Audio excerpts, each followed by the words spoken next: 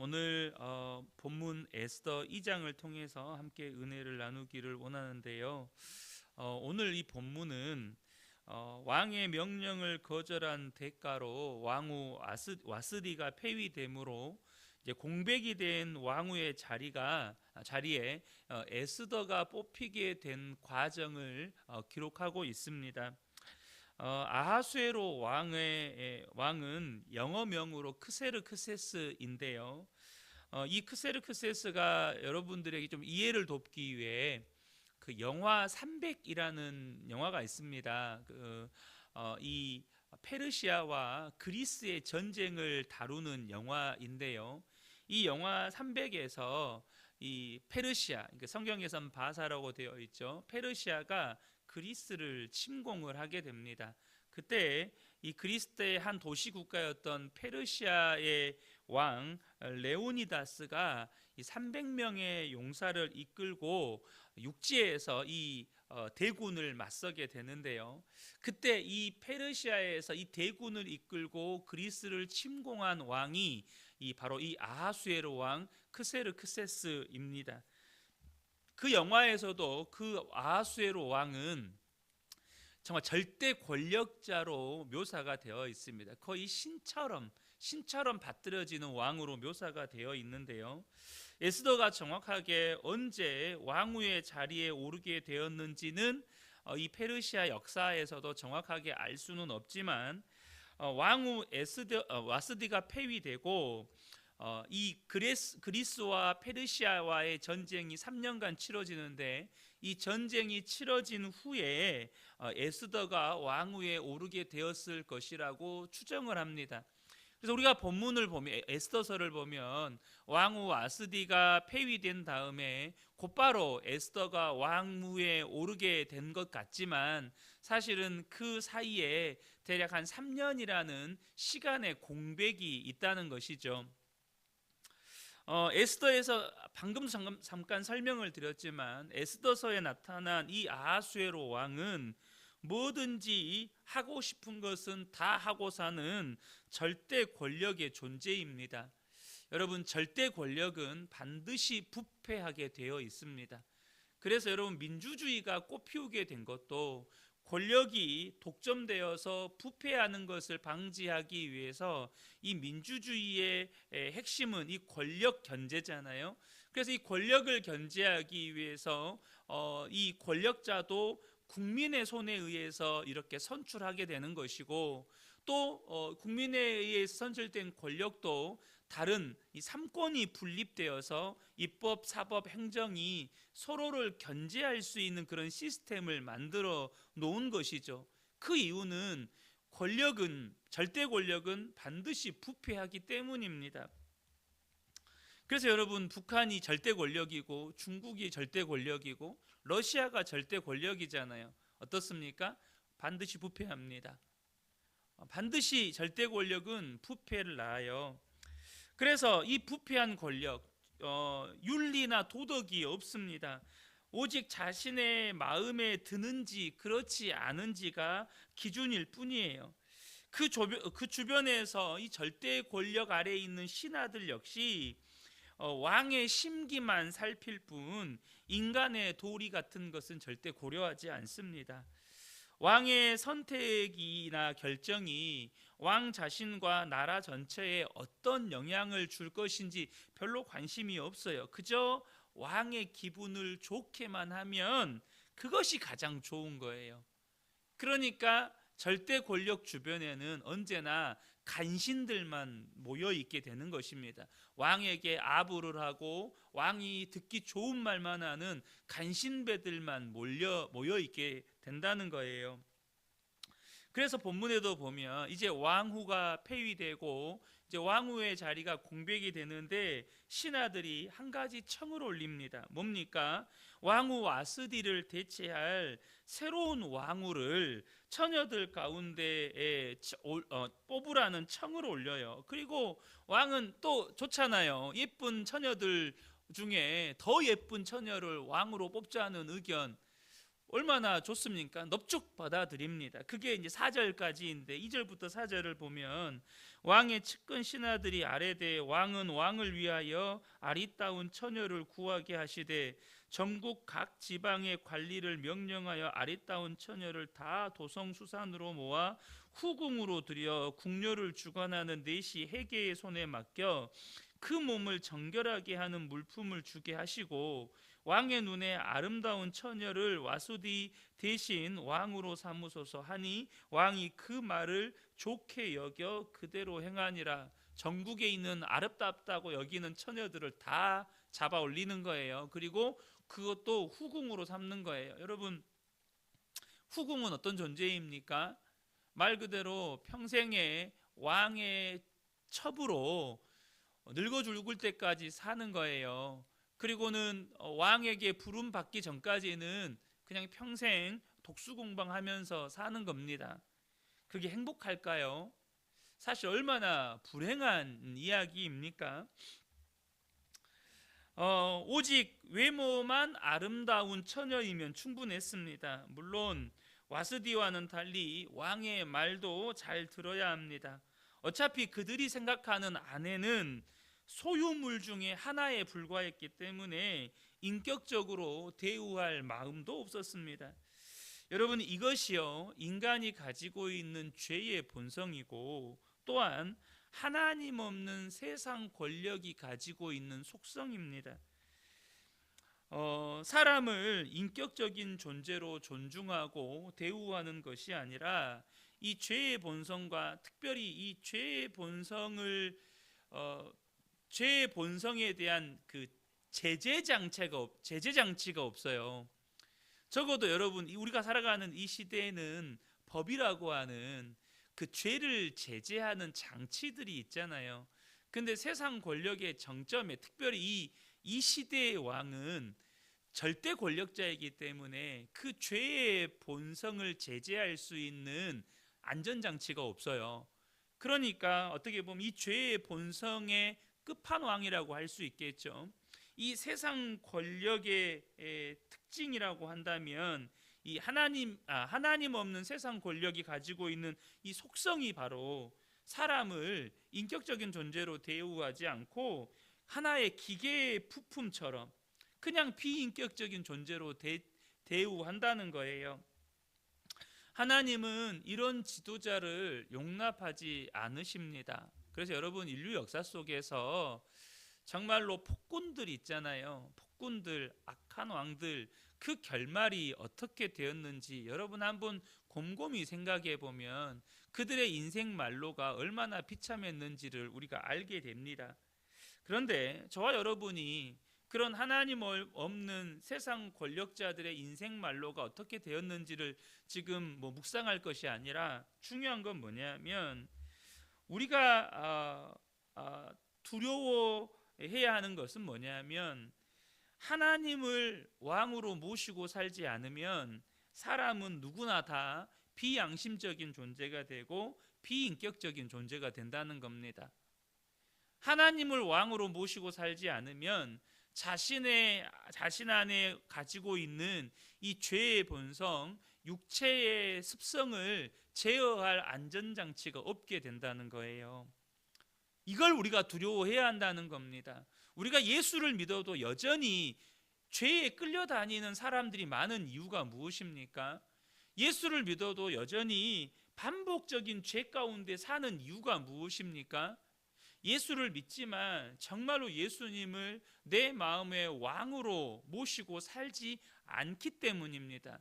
예수님이 내 마음의 왕이 분명한 사람은요, 그 예수님을 의식하며 살게 됩니다.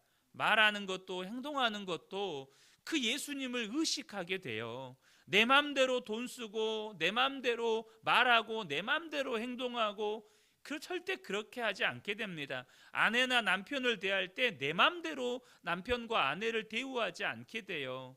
우리 아이들이요, 나쁜 짓 하다가도 엄마 아빠 눈치 보잖아요. 어렸을 때 아이들 키우면 엄마 아빠가 하지 말라는 거 막 하고 싶다가도 몰래 하려다가도 엄마 아빠가 보는 거 보면 애들이 깜짝깜짝 놀라잖아요. 여러분, 의식한다는 것이 이렇게 죄를 억제시켜 주는 거예요. 극단적인 예일 수 있지만 사사시대 때 베냐민 지파의 남자들이 몰살 직전까지 가게 된 이 내전의 계기가 된 사건이 하나 있습니다. 그게 뭐냐면 한 레위인의 타락이었습니다. 이 베냐민 지파의 남자들이 400명이었던가요? 600명이었던가요? 그 600명인가 400명인가를 남기고 다 몰살하게 돼요. 그 내전이 발발을 해요. 그 이유가 이 레위인의 타락 때문이라는 거예요. 레위인은 어떤 사람입니까? 하나님의 성전을 섬기는 성전 직무를 담당하는, 오늘날로 이야기하면 이런 목회자, 성직자와 같은 사람들입니다. 그런데 이 레위인이 첩을 들였습니다. 첩을 들였는데 이 첩이 기분이 상했는지 어쨌는지 처갓집으로 가버렸어요. 도망쳐 버렸어요. 그러니까 첩이 도망쳤는데 이 레위인은 또 첩을 데리러 갑니다. 그 데리고 와요. 데리고 오면서 날이 저물어서 베냐민 지파가 머무는 성읍에서 하룻밤을 자게 되는데, 그 베냐민 지파의 불량배들이 그 집에 쳐들어와서 이 여인을 끌어내서 강간을 하고 죽이게 됩니다. 이것을 본, 아침에 아내가 그 첩이 죽어 있는 것을 본 레위인이 어떻게 하냐면 이 여인을 12토막을 냅니다. 시신을 12토막을 내서 각 지파로 보내요. 그리고 나서 몰려든 그 지파의 대표들에게 베냐민 지파에서 이런 악랄한 짓을 저질렀다고 그들에게 이렇게 하소연을 합니다. 그리고 내전이 발발을 해요.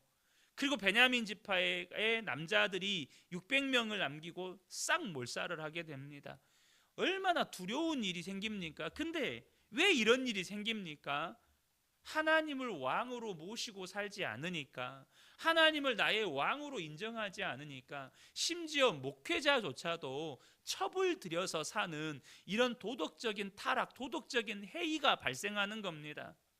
여러분, 하나님을 섬기는 사람이라고 하더라도, 우리가 예수를 믿는 성도라 하더라도요, 정말로 예수님이 나의 왕이 아니면 사람은 이렇게 비도덕적인 사람이 되고 비양심적인 사람이 되고 이렇게 타락한 존재가 되는 거예요. 사람조차도 기계의 부품의 하나로 여기게 되는 겁니다. 사람을 내 쾌락과 내 어떤 그 정욕을 채우는 하나의 도구로 여긴다는 거예요. 이런 무서운 겁니다. 하나님이 왕이 아니면 사람은 이렇게 도덕적으로 타락한 존재가 되는 거예요. 에스더는 유다인입니다. 다행히도 왕후의 자격에는 특정 민족 선호나 특정 민족을 배제하는 규칙이 없었습니다. 또 왕후가 가진 가치관도 문제 삼지 않았습니다. 그냥 왕에게 순종하기만 하면 문제가 없었죠. 에스더는 처녀이면서 그 용모가 아름다웠습니다. 왕의 마음에 드는 외모인지 아직까지는 알 수가 없지만 이 에스더는 하나님을 경외하는 모르드게에게 양육을 받은 하나님의 딸이었습니다. 얼마나 많은 처녀들이 이렇게 왕궁으로, 이렇게 후궁으로 불려갔겠습니까? 정말로 많은 우리가 그 의자왕이 삼천궁녀를 거느렸다는 말이 있잖아요. 제국의 황제니까 얼마나 많은 여자들을 이렇게 왕의 후궁 자리에 이렇게 안착했습니까? 그 많은 왕후 후보 틈바구니에서 이 에스더가 점점 왕의 시야에 가까이 드는 자리로 나아가게 됩니다. 오늘 본문에 직접적인 언급은 없지만 에스더가 그 수많은 왕후 후보군들 중에서 점점 왕의 눈에 드는 자리로 나아가고 결국에는 왕으로 뽑히게 되는 이 과정에는 보이지 않는 하나님의 손의 역사가 있었습니다. 보이지 않는 하나님의 역사가 있었어요. 결국 그 많은 왕후의 후보들 중에 에스더만 왕에게 사랑을 받고 잔치를 받습니다. 16절부터 18절을 보면 아하수에로 왕의 제7년 10월 곧 데벳월에 에스더가 왕궁에 인도되어 들어가서 왕 앞에 나가니 왕이 모든 여자보다 에스더를 더 사랑하므로 그가 모든 처녀보다 왕 앞에 더 은총을 얻은지라. 왕이 그의 머리에 관을 씌우고 와스디를 대신하여 왕으로 삼은 후에 왕이 크게 잔치를 베푸니 이는 에스더를 위한 잔치라. 모든 지방관과 신하들을 위하여 잔치를 베풀고 또 각 지방의 세금을 면제하고 왕의 이름으로 큰 상을 주니라 라고 되어 있습니다. 아하수에로 왕이 에스더가 얼마나 자기 눈에 예쁘게 보이고 또 왕으로 삼은 것이 얼마나 마음에 들었든지 너무너무 좋은 거예요. 그래서 각 지방의 세금도 면제해주고 또 새로운 왕을 뽑자고 주청을 올린 이 신하들에게 왕의 이름으로 큰 상까지 줍니다. 너무너무 기쁜 거예요. 이 에스더를 왕후로 세운 게 너무너무 좋은 거예요. 여러분, 이때 아하수에로 왕의 마음은 어땠을까요? 모든 상황들이 자기 뜻대로 진행이 됐고 또 자기가 원하는 가장 마음에 드는 가장 아름다운 여인을 왕으로 맞이하게 되었다고 정말 좋아했지 않았겠습니까? 얼마나 좋아했는지 본문에 이렇게 나오잖아요. 그러나 여러분, 그가 모르는 게 하나 있었습니다. 뭘 몰랐을까요? 이 모든 상황을 하나님이 주관하고 계시다는 것입니다.